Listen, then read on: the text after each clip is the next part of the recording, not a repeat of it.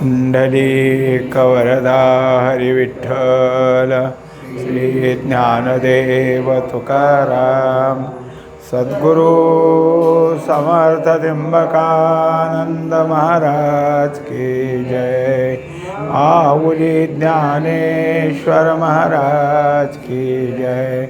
जगद्गुरु तुकाराम महाराज की जय।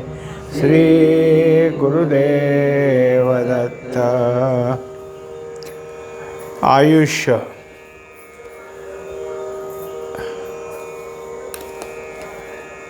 मनुष्याच्या ठिकाणी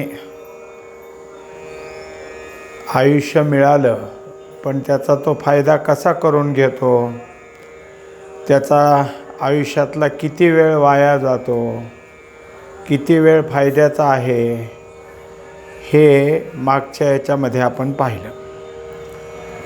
त्रिकाल संध्येत प्राणायाम व गायत्री स्मरण हे प्रामुख्याने झालेच पाहिजे। इतकेच नव्हे तर कोणतेही सत्कर्म सुरुवातीपूर्वी प्राणायाम करून कर्म संकल्प केल्याखेरीज कर्माची सुरुवात होत नाही। यात प्राणायामावर एवढा भर का? श्वासोश्वास हे आमचे आयुष्य भांडवल आहे, हे आम्हाला काटकसरीने वापरावयाचे आहे। यात शिल्लक जितकी पडता येईल तितकी पाडावयाची आहे। आता प्रत्येक धार्मिक कार्यक्रम असतो, त्या कार्यक्रमाच्या सुरुवातीला प्राणायाम असतो। मग प्राणायामच का करायचा यावर विचार असा आला की प्राण हेच आयुष्याच्या मोजदादीचा एक भाग आहे। मग होईल तितकं काटकसरीनं वापरायचा, म्हणून प्राणायाम करावा लागतो। प्राणाचा अवरोध केला तर त्याचे उत्क्रमण होते, हे आमच्या परिचयात आहे। यात आमचे उत्क्रमण तर होऊ द्यावयाचे नाही व अधिक खर्चही होऊ द्यावयाचा नाही, हे खबरदारी घ्यावयाची आहे। आता आपण पाहतो, जर आवरून धरला श्वास तर तो अधिक फुलतो, म्हणून म्हणजे उत्क्रमण होतं। तसं तर होऊ द्यायचं नाही आणि उगीचच काय आहे खर्ची पडला असंही होऊ द्यायचं नाही। प्राणायामात 4, 16, 8 म्हणजे पूरकाचे चौपट कुंभक व दुप्पट रेचक असे प्रमाण ठरवून देण्यात आलेले आहे। जेव्हा प्राणायाम सांगितला जातो शरीर शुद्धी करता, तेव्हा त्याच्यामध्ये पूरकात 4 तर त्याच्या कुंभकात 16 तर रेचकात 8 अशा तऱ्हेची काय मात्रा त्याच्यामध्ये ठरली जाते। या बाबतीत गांजेकसाकडे थोडे लक्ष पुरवून पाहू। तो गांजाचा व्यसनी असतो तितकाच तो व्यसनमित्रप्रिय असतो। सर्वात एक चिलीम भरावयाची व नंतर आळीपाळीने प्रत्येकाला ओढण्याची संधी मिळावयाची। ज्याला संधी मिळेल त्याला पुन्हा पाळी येईलच असा भरवसा नसतो, पण आपल्या हातात आलेल्या चिलमीचा भरपूर भोगवाटा घ्यावयाचा असतो व आपल्यात जेवढी धमक असेल तेवढे उपयोगात आणून घेण्याची हाव असते। तो पहिल्याने चिलीम थोडी फुलवतो व मग झुरक्याचा इतका भरतो। त्याच्यामुळं काय होतं तर पूरकाचे काम आपल्यात कमाल शक्ती इतके उपयोगात आणतो। आता काय केलं, उदाहरण दिलं की चिलीम ओढणारे त्यांच्या श्वासामध्ये किती पूरक करून घेतात, अधिक ओढायचं। वास्तविक आता हे झालं उदाहरण, पण आत्तासुद्धा जे गोसावी पद्धत असते, जिथं मठ आहेत गोसाव्यांची, तिथं चिलीम ओढणं हा त्यांचा एक काय आहे त्यांच्या ह्याच्यातला भागच आहे। ते सुद्धा प्राणायामाच्याच उद्देशाने वास्तविक तसं आहे, पण सुरुवातीची शक्ती जोपर्यंत असते तोपर्यंत या चिलीमचं त्यांना पूरक वाढवता येतो, कुंभक वाढवता येतो, पण नंतर त्याची धूर फुफ्फुसात गेल्यामुळं वय जसं जसं वाढत जाईल तसा त्रास होतो. पण उदाहरण कशाकरता दिलं आहे आपण पाहणार आहोत. फक्त त्यांनी त्याचा श्वास घेण्याची क्षमता कशी वाढवली, म्हणजे पूरकाची वेळ कशी वाढवली, कुंभकाची वेळ कशी वाढवली. नंतर कुंभकाला सुरुवात करतो. जितका वेळ दम धरून त्याला धूर मुरविणार आहे तितका गांजाचा अंमल त्याच्यावर होणार आहे. उगीच धूर घेतला की लगेच सोडला मग अंमल कसा होईल. तेव्हा घेणं सोडणं केलं तर त्याच्यावर गांजाचा परिणाम कसा होईल. म्हणून तो आत थांबून धरणं हे कुंभक त्याचं चाललेलं असतो. म्हणून कुंभक इतका करावयाचा की यापुढे जास्ती शक्तीच राहणार नाही. कुंभक पुरा झाला म्हणजे मग रेचक सुरू व्हावयाचा. आता हे सगळं कसं आहे तर एरवी मनुष्याला असं आपल्याला विलंबित श्वास घेणं आणि कुंभक करणं आणि विलंबित रेचक करणं जड जातं. हे लोक व्यसनी असल्यामुळं यांच्या ठिकाणी ह्या गोष्टी घडतात. पण उदाहरण कशाकरता घेतलं आहे की पूरक हा कसा असावा की विलंबित असावा. कुंभकाची शक्ती जितकी आपली आहे तितकं ठेवावा आणि रेचकही विलंबित असावा. म्हणजे सहजासहजी जे 4-5 श्वास व्हायचे सुटायचे तिथं जर एक पूरक 4 श्वासाचा आणि कुंभकाचा 4-5 किंवा 8-9 इतका थांबला आणि रेचकही जर वाढीव झाला तर तेवढा श्वास आपण काय केला की आपल्या त्याच्यातला बचत केला. त्याच्या रेचकाकडे पाहिले तर धूर घेतला होता किती व सुटला किती यावरून बाकीचा धूर सगळा आतच मुरलेला आहे हे दिसून येईल. यातून आपल्याला इतकेच निरीक्षणाचे ठरवावयाचे आहे की या प्राणायामात साधनेने चांगदेवासारख्याने आयुष्य वाढवून घेतले आहे. आपल्या हिताचे म्हणून आपल्या विधिकर्मात त्याची बैठक कायमची बसवून दिली आहे. आता जे अभ्यासू होते त्यात उदाहरण दिलं चांगदेवाचं. कारण इतकं आयुष्य त्यांनी कसं वाढवलं तर त्याला प्राणायामच त्यांनी केले होते आणि प्राणायामामुळं त्याचं आयुष्य वाढवलं त्यांनी. आता जे यातले असतात आपण नेहमी पाहतो की एरवी कुस्तीगीर जे असतात त्यांच्यापेक्षा योगासनं करणारे ह्यांचं शरीरही चांगलं राहतं शेवटपर्यंत आणि त्यांचा जो काही श्वासोश्वास आहे तोही शेवटपर्यंत राहतो. म्हणजे योग आणि योगासनं ही याला उपयोगी पडतात. याबरोबरच आणखी काही बाबतीत विचार केला तर बऱ्याच गोष्टीचा उलगडा होईल. हरभऱ्याची डाळ किंवा डाळीचे पक्वान्न खाल्ले तर त्या दिवशी सहज श्वासोश्वास बदललेला दिसेल. त्याच्या गतीत फरक पडलेला दिसेल. वातूळ व उष्ण गुणधर्माचे अन्न अपयपान यातही श्वास गतीत फरक पडलेला असेल. हे अन्नपान वर्जच झाले पाहिजे. यावरून आहारशुद्धीचीही गरज आहेच.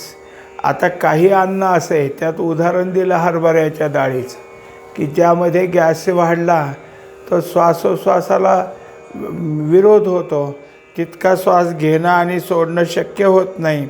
याच्यासारखे काही अजून पदार्थ असतील की जे पदार्थ घेतले तो श्वासोश्वास चालण्यात कठीणता येते. म्हणून असे जे काही पदार्थ आहेत की जेणेकरून त्याने आपल्याला अडथळा येतो हे शोधावेत. जे सर्वसामान्य सगळ्याला सारखे आहेत ते तर करायचेच, पण जे दुसरे काही आहेत ते पण आपल्या शरीराला काय त्रास देतात याचा शोध घ्यावा आणि आपण आपलं काय आहे कोणतं अन्न घ्यायचं आणि कोणतं वर्ज्य करायचं ठरवलं तर हे सगळं सहज होईल. म्हणून आहारशुद्धी ही गरजेची गोष्ट आहे. अन्नपाणी जितके आयुर्वर्धक तितके श्वासहारकही आहे. यामुळे ज्या अन्नाने आयुष्य नाश होते ते वर्ज्य ठेवावे व पुन्हा त्याकडे प्रवृत्ती होऊ नये म्हणून प्रायश्चित्तासारखे त्यामागे कर्म लावून दिले. मग असे जे काही आहेत की जे खायचेच नाहीत, पण कदाचित आपल्याकडून जर त्याचं झालं सेवन, तर प्रायश्चित्त कर्म शास्त्राने ठेवलं आहे. ती याकरताच की आठवणीनं त्याग करायचा आहे, पण चुकून झालं तर पुन्हा प्रायश्चित्त घ्यायचं. यावरून याकडे लक्ष देऊन त्या कर्माची उत्पत्ती झालेली असली पाहिजे. अशा तऱ्हेनं जे जे काही आपल्याकडून व्हायचं आहे ते सगळं होत असताना त्या गोष्टीकडं लक्ष दिलं किंवा तशा प्रकारची कर्म केली तर आपलं जे काय श्वासोश्वास आहे ते व्यवस्थित चालेल. परिमित सात्विक आहार, परिमित व्यायाम, परिमित विश्रांती इत्यादी प्रकार आमच्या आयुष्याची बचत करणारे आहेत. आता ह्यातलं मुख्यत्व आलं. आहार तर आहेच, पण तो उगीच भरगच्च पोटाचा नाही. तो आपल्याला काय आहे की परिमित, म्हणजे जेवढा गरजेचा आहे त्यातला थोडा कमी. व्यायाम म्हणलं तरी उगीच नाही. आता कित्येक बातम्या असे येतात की व्यायामच करता करता त्याला काय अटॅक आला, कारण तितका व्यायाम त्यांनी करायला नको होता आणि तेवढा झाला. त्याच्यामुळं जे काही आपल्याला सहन होतो तेवढा असावा. आणि दुसरी गोष्ट, उगीचच दिवसभर पडून राहावं असंही नको, प्रमाणातच विश्रांती असावी. असं जर सगळं ठरवलं आणि त्या वेळातच तेवढं झालं तर आपल्या आयुष्याची बचत झाली असं होतं. योग्य शिल्लक पडत असेल तर आयुष्यवृद्धी ठरेल. अशा प्रकारे योग्य आहार, विहार व प्राणायाम इत्यादी साधनावरून आयुष्याची बचत आणि वाढ ही करता येण्याजोगी आहे. आता आपण जर आपल्या ठिकाणी ह्या सगळ्या गोष्टी आठवणीनं म्हणजे अभ्यास म्हणूनच जर करत असलो तर आपल्याच आयुष्याची बचत करून ते कसं वाढ होईल याकडं आपल्याला सहज पाहता येईल. बरोबर आणलेल्या श्वासोश्वास भांडवलात जितका अधिक वेळ मिळेल तितकी आयुष्यवृद्धी समजण्यास हरकत नाही. म्हणून जितके श्वास दिलेत त्या श्वासामध्ये आपण जो श्वास तो यथास्थित केला, जास्तही वाढू दिला नाही, अति खर्च केलाही नाही आणि अति कमी केला नाही, असा जर नियमित केला गेला तर आपल्या आयुष्याची वाढ नक्की होईल.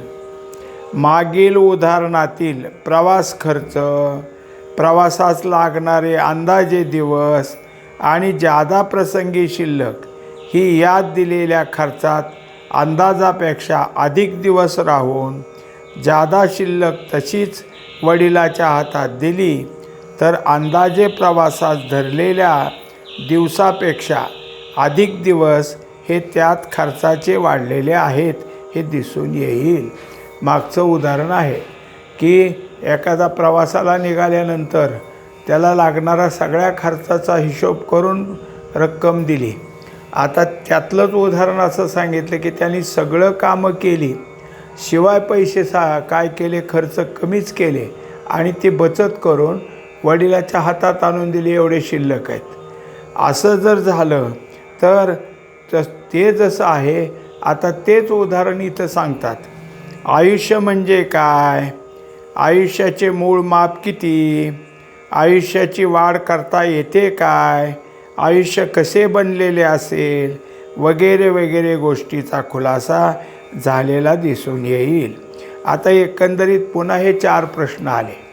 या प्रश्नामध्ये आपल्याला आपलं जे आयुष्य आहे हे कशावर आहे, कारण आपण आत्तापर्यंत काय केलं, आपल्या मापाप्रमाणे चाललो होतो. जन्मतारखेपासून जे काय चाललो असेल आपलं, ती ज्या दिवशी आपला वाढदिवस येतो त्या दिवशी आता किती वय झालं हे आपलं आयुष्याचं मोजमाप. पण काळाच्या मोजमापेत काय आहे, काळ कशावर मोजतो? तर काळ प्राणायामावर मोजतो. श्वासोश्वास किती दिलेत ते. मग आयुष्याचे मूळ माप किती? तेव्हा हे प्राणायामाप्रमाणे किती दिलेले आहेत? आयुष्याची वाढ करता येते काय? आता त्यात करता येते काय उत्तर काय झालं? मागच आपल्याला आलं की जितकी तुम्ही बचत कराल तितकं तुमचं आयुष्य वाढेल. म्हणजे वाढवता येते हा उत्तराचा भाग आलाच. आयुष्य कसे बनलेले असेल? आता हे सगळं खरं आहे, पण जसा इतर काही गोष्टी आपल्याला पाहिल्या की गप्पा गोष्टी अमुक तमुक ह्यात किती वेळ वाया गेला. मग त्याच्यामुळं हे वाया न जाऊ देता आपण आपलं आयुष्य कसं बनवलेलं असेल याचा विचार या ठिकाणी होईल. वगैरे वगैरे गोष्टीचा खुलासा झालेला दिसून येईल. एकंदरीत आयुष्याची गोष्ट जी याच्यामध्ये दाखवली गेली ती कशा तऱ्हेनं का आपल्याला आयुष्यात सगळ्यालाच मिळाले, पण कधीच कोणी त्याच्याकडं बारकाव्याने पाहिलं नाही. पण आता जर काही ह्या सगळ्या गोष्टी चिंतनातल्या आल्या आणि बारकाव्याने जर पाहिल्या तर आपल्या ठिकाणी आपल्या आयुष्याला किती गरजेच्या गोष्टीत की जेणेकरून हे आयुष्य फार महत्त्वाच्या म्हणजे योग्य तऱ्हेनंच ते वापरलं गेलं हे असं दिसून येईल. आयुष्य 100 धरून ही वाटणी दाखवली. त्या जमा खर्चाचे काय बचत होते हे पाहावयाचे आहे. आता काय आहे, एकंदरीत आयुष्य 100 वर्षाचं दाखवलं आहे, पण निम्म तर कशात आहे? झोपेतच आहे. बाकीच्या वाटण्या त्यात आहेत. एकंदरीत पाहायला गेलं तर हे सगळं आयुष्य कसं वापरता येतं? अर्ध आयुष्य रात्रीने खाल्ले. याचा अर्थ सूर्यप्रकाश अभावी जीवनाचा धंदा करणे होणार नाही. मनुष्येतर प्राणी असतील तर जीवन व्यवहार अस्तमानी बंद व सूर्योदयास चालू. रजनीचराचा सूर्यास्तापासून धंदा सुरू व सूर्योदयाला बंद हा सरासरी हिशोब आहे. आता अर्धे रात्रीने खाल्ले म्हणजे कसं सांगितलं? तर म्हणले अहो अंधारच पडतो ना, कसं काम करायचं? म्हणून अंधार पडला की बंद. मग सूर्योदयाला सोडून सूर्यास्ताला बंद असे काही लोक असतात. आणि ज्यांना सूर्यास्तापासून सुरू झालं काम आणि सूर्योदयापर्यंत असे काही निशाचरे असतात. यांच्या दृष्टीने हे कर्माची वेळ आली. त्या 3 तास मनुष्य पुढे वेळ काढू शकतो. वयापरत्वे झोपेचेही तास कमी झालेले असतात.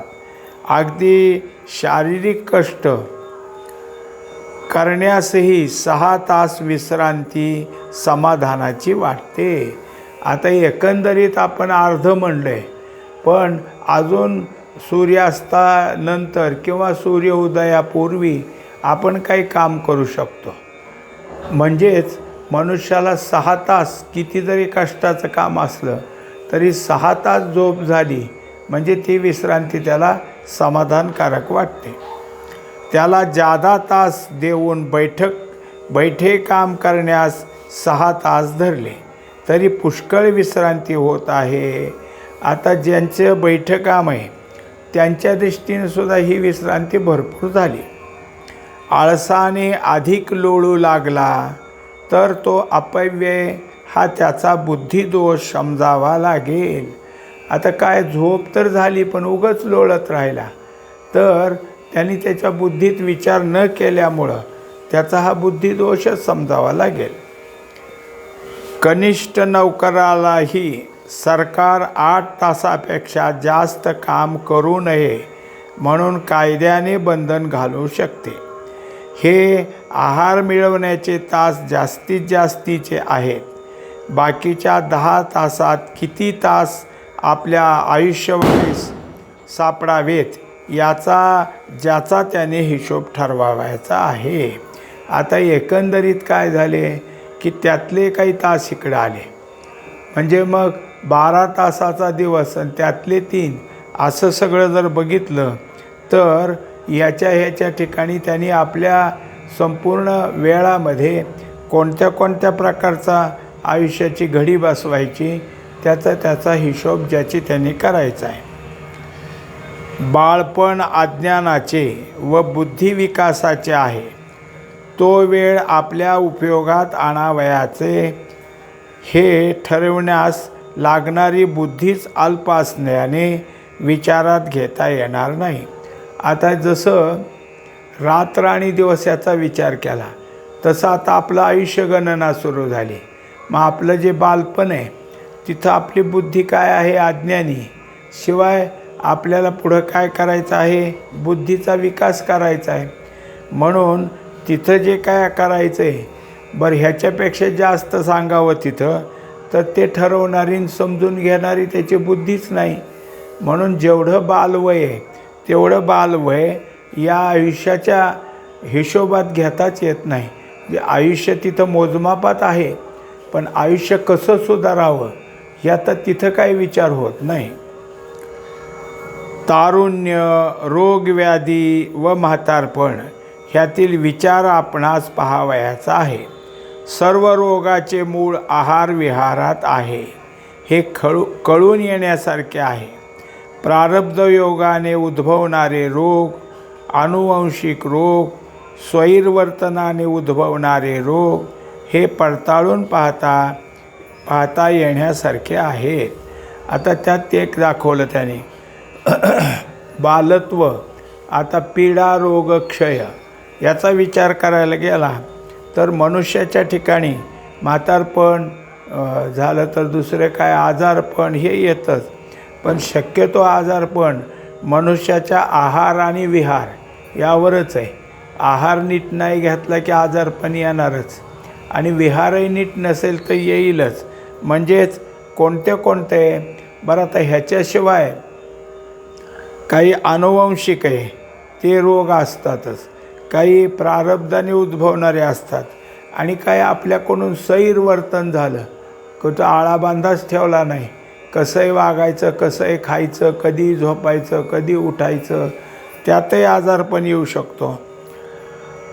आता याच्याकरता शुद्ध सात्विक आहार, प्राणायाम व परिमित विचार म्हणजे श्रम व परिमित विहार म्हणजे श्रम व योग्य विश्रांती असा दिनक्रम चाललेला असेल तेथे रोगाचा उद्भव सहसा होणार नाही व झाला तरी फार वेळ टिकणार नाही.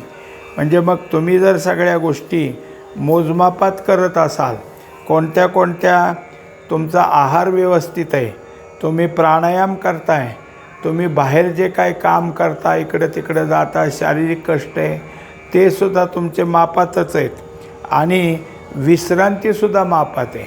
उगीचंच आगळ पगळ पडलेला आहे असं नाही. हे सगळं दिनक्रम त्यांनी जर ठेवले तर बहुतेक रोग येत नाही आणि आला तरी जास्त काळ टिकत नाही. अशक्त आजाराचे औषध पाण्याचे दिवस व सशक्त आजाराचे औषध पाण्याचे दिवस यात फरक पडलेला दिसेल.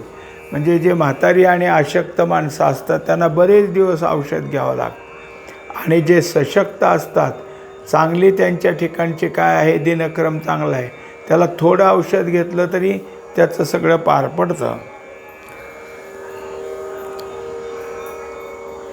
डॉक्टर, वैद्य ते स्वभावाने सांगू शकतील, तसेच खेड्यातील आजारी यांच्या बरे होण्याला दिवसातील फरकही चटकन लक्षात येण्यासारखा आहेच.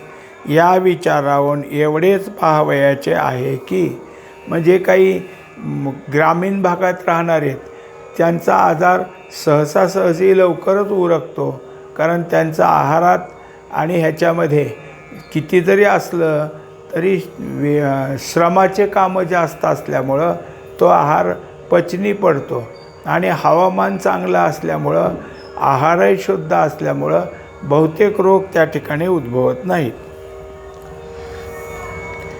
प्राणायामाने शरीर व्याधी कमी करता येण्यासारखे आहे. एवढेच नव्हे तर रोगावर जसे औषध देतात तसे औषध न देता निरनिराळी आसने, प्राणायाम,